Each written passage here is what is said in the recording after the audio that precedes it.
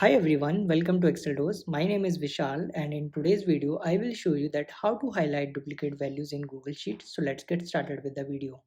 To highlight a duplicate value, first we have to select our complete range, then click on format, and then here we have to select the conditional formatting. The moment you click on conditional formatting, you will see this particular window. And here from the drop down we have to select the custom formula, and now we have to type here our custom formula, which is equal to count if. Now we have to give our range, so our range start from the A2. So first I will log this cell, which is A2, and then we have to give our last cell, which is A32.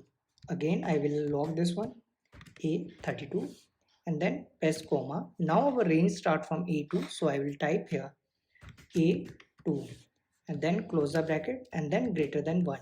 So what this mean is, like, if any value found more than 1, so it should marked as a duplicate value.